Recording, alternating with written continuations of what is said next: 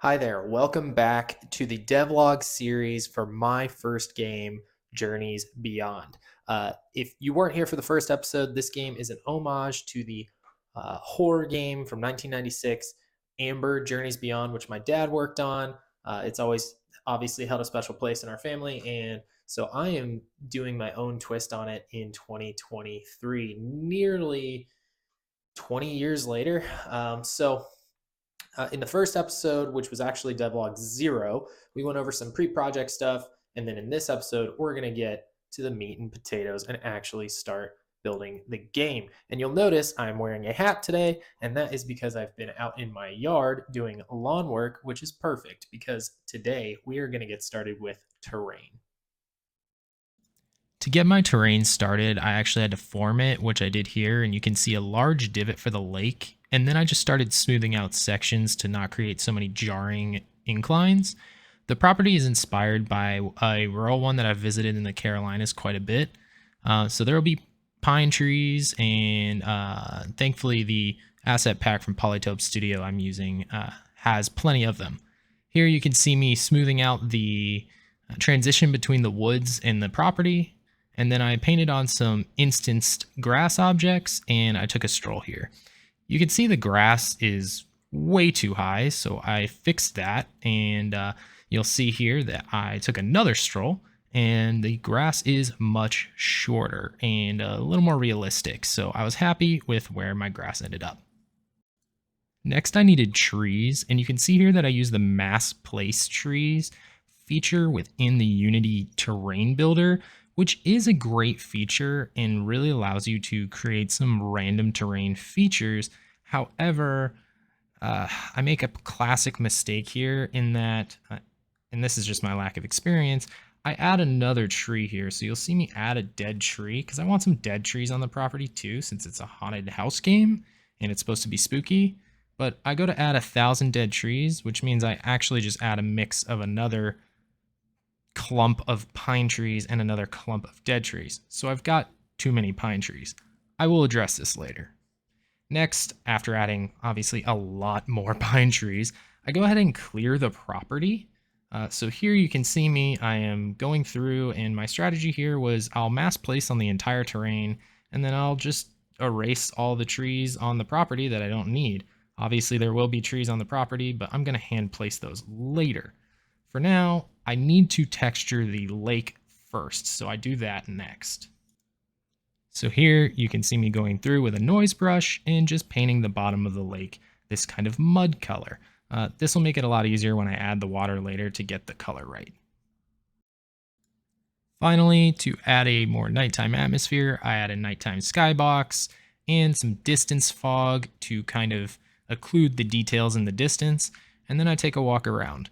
Now, something is off here. It doesn't feel like night because the light from the skybox is way too bright. So to fix this, what I do is I actually add a post-processing volume on top, which you can see here.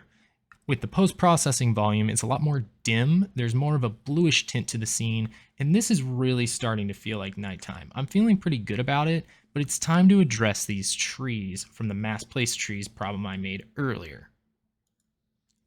First things first, the texture was bothering me. It looked like I had a bunch of pine trees and dead trees on top of desert sand.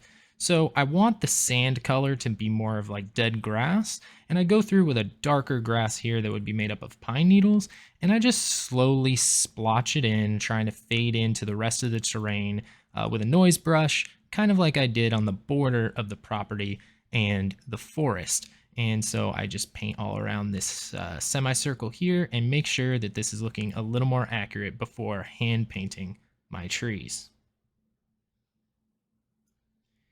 And here you can see me starting that process. So I use a large brush to place a bunch of clumps of pine trees, and then I take a smaller brush and I actually go and erase a lot of the pine trees over the dead grass texturing because I want those areas to just be filled with dead trees. I've already done the inverse with dead trees where there's not a lot of dead trees in the greener areas. There are still some because that would be too harsh of a transition. But here I'm just going through adding details, being a little bit more thoughtful with my woods. I also add quite a few shrubs, rocks, mushrooms in this process to just create a more immersive forest. And now, as you can see, with a blend of trees, a blend of heights on the pine trees, and a lot more intentional object placement and texturing, the woods look a lot more real. However, there is a problem with my woods, and you're going to see it here in a second. I can walk through trees. Now, I actually recorded this clip after I'd already figured out the fix to this. You'll see here, I try to run into this pine tree, can't do it, can't run through it. But the dead trees I can still run through. So what I do is I go ahead and I open up the prefab for the dead tree, and you'll see me finding it here. I'm still getting used to the Unity asset browser. And I just go ahead and in this prefab, I add a cylinder, or rather a capsule collider. And then I just scale it so that it relatively matches the bottom of the trunk. And I've used this in other labs that I've put together. I actually like it not taking up the whole tree because there are some games where you can jump into trees and climb in them. And so even if you find some elevation in this game, you can actually jump into the trees. I don't know if that's actually going to be a part of gameplay, but anyway, now, as you can see here, I can no longer walk through trees. I'm hitting them, which is good. Would have broken immersion. There are some ground level things that you can walk through, like bushes.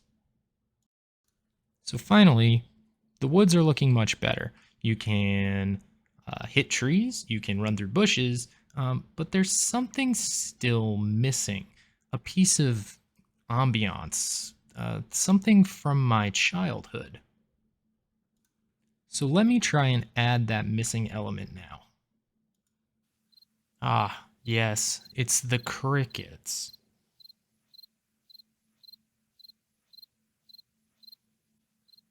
Wait, what was that? What was that gap? I realized that my cricket sound didn't loop. So after scouring the internet for how to make it loop in Audacity, I was unable to do it.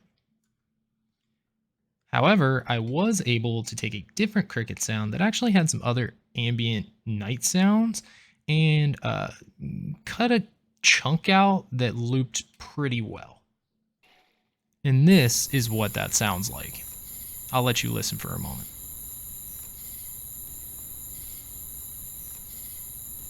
Pretty nice, right? Now for the real meat and potatoes. You may look at this house on the property and say, wow, that looks really good, almost professional, and that's because it is. This is actually the demo haunted mansion from the haunted pack from Cinti Studios that I will be using in this game to create a lot of my interior and exterior of the house and some other levels and scenes that you'll see. The lighting isn't quite right on it. As you can see, it's quite dark on the backside, but I really put this house in the scene so that I could get an idea of scale and placement. This is actually the house that I am basing my custom house off of, that I'll be building with Cinti's assets. And yes, I got this out of Midjourney. I can't art worth anything. So I started the painstaking process of building the first floor of this custom house, and this was a learning experience. I'm used to putting things together in Blender, and I'm used to hard surface modeling and not really kit bashing like this, so I had my blunders. The scale was wrong. I should have started with the floor, so I actually ended up deleting everything you see here, and this is what I have now, which you can see here. I basically only have half the porch done and the subfloor for the first floor. This still takes me a long time, but it's getting a lot easier. I'm using vertex snapping to make sure everything's the right size, and having this floor all the same size, easily texturable, makes it easy to use it as sort of my grid to build up the rest of the house. So I am getting faster at this process. I want to thank you so much for tuning into this week's devlog. I want to do these weekly, and a specific thank you and shout out to the 5 people who subscribed from the last one. I know that doesn't seem like a lot, but to me it means a lot. and over 60 people watched it, which was really cool. I'm hoping to continue putting out these devlogs and continue making progress on this game.